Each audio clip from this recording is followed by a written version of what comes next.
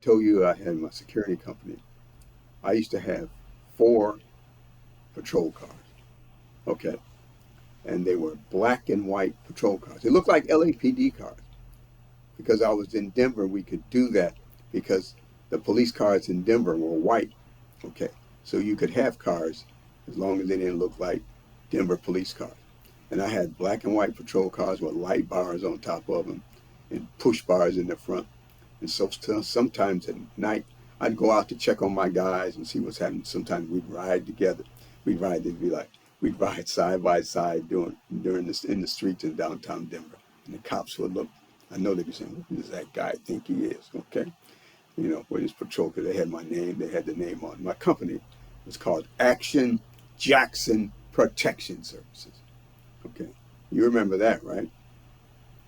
Yeah, I think that might have been a little before me, but I've heard of Action Jackson. I used to get all kind of press. Oh my God. Okay.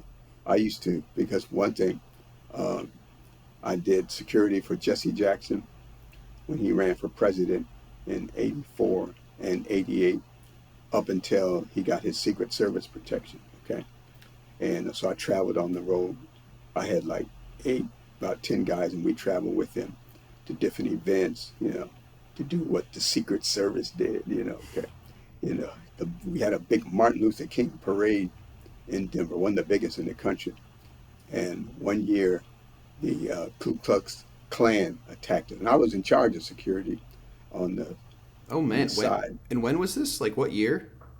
Oh man, this had to be in like 80, uh, late late 80s, the late 80s. Oh man, I guess Yeah, I don't typically think of the Ku Klux Klan being that recent. That's how prevalent were they? what it was, the leader of the Klan in Denver was a dishwasher. Okay, and he worked in some restaurant up in the mountains. Okay, and but yeah, we had a contingency of Klan members in Denver. Okay, and they used to show out every once in a while. And Like so what they full did, like wardrobe and did they do the burning crosses and they everything? didn't do the burning crosses. They did do a couple of robe things, Okay. and they would disrupt some events like the Martin Luther King parade. And what they would do is, because the committee that had the Martin Luther King, uh, uh, I guess, certificate, or the had the right to do what they would do with it, they would have on King Day, Martin Luther King Day, we had these big parades around the country. Well, we had a series of events that week. They would get at the Capitol. You'd have to get a permit in order to have the parade. Okay, and they would get the permit a year before, so that they could have the permit. And so one year the Klan got there before and got the permit, and they got to stand on top of the Capitol steps. Okay, and with their signs and do their hate thing. Okay, and so what would happen is the parade would come down the street and have to pass the Capitol to go to the park next door where we would have our speeches at. Okay, and and so what they would do when we came around the corner, they had a little something playing where they set some police cars on fire and turned them over and just you know acted real nasty. Were there any other notable people that you defended during this I time? spent a week with Muhammad Ali. He came to Denver to fight Lyle Alzado, who used to be on the Denver Broncos. And Lyle Alzado thought that he wanted to become a boxer. So he challenged Ali to for a what do they call those fights when they have these little exhibition fights? Okay, and so uh, of course, Ali had his fee. I think it was like 250,000. Okay, and so he first came in. They had a meet. It was a PR thing, and so uh, people, because again, I was the only black owned and operated security firm in the city of Denver. Okay, and so because of that distinction, there were some events or some opportunities that I would get called Action Jackson because a lot of people just called me Action Jackson. Okay, and so I'd get those opportunities, and that's how it worked out with Ali. And so we got him squared away. And then he had to come back. He was going to come back in 2 months to actually do the fight. So when he came back in 2 months, it was like, man, I was just amazed.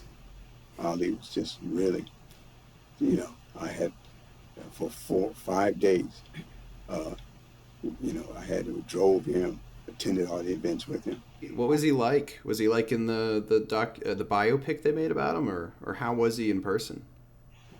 Oh, he, he was just more in person. He's big. For one thing, uh, that was at a time when we didn't have security at the airport. Okay, where you had to go through metal detectors. So when we got to the airport, we got to go on the plane and walk him off the plane, go to his seat. Uh, yes, Mr. Ali. Oh, okay. And he get over, and we escort him off the plane down the hallway to where we had the cars parked, and people just were all over him. And he didn't walk. He kind of slumbered. He was such a big guy. He just didn't walk like you and I walk. But he didn't turn anybody down for autographs, and people, you know, and we were right there on him, and especially the ladies. All the ladies just loved. Women used to come up to me and give me their numbers and say, "Can you call me? I want to meet Ali." Ma'am, uh, that's not what I do. Okay, you know, but he was just an amazing, funny guy. Okay, because that movie, a real scary movie that came out at that time. We went to go see that movie. He had his partners with him, Bodini Brown, and his photographer, and there was another guy. There was like 4 or 5 of us, and we went to the movie. Sigourney Weaver. Okay, Was it remember she Alien? did it. Alien, the first Alien. Yeah, Heck yeah. and, yeah. And You we saw went. We went Muhammad. You saw the movie Alien with Muhammad Ali. with Muhammad Ali, and he was sitting one seat and back. So you know how when men go to the theater, a lot of times we always have a seat between us. And so since there were 5 of us, we were kind of like spread up there. But he was like right behind me. Okay, and uh, and so there was this one real scary part. Okay, and so Muhammad Ali reached and grabbed my ear, and man, I shot up to the seat. It's like scared the hell out of me. I said, "What are you doing?" And he's just laughing. Okay, and, uh, and then another time we were riding, and we were low on gas, and he said, "Man," he said, if you run out of gas, I'm gonna kick your ass." Okay, and so his sense of humor and his timing was impeccable. That experience was just tremendous. Hey, danger. He's no stranger to it. Watch him do it. Danger. He's DangerMan, the black Superman. I'm DangerMan, the black Superman. I'm danger.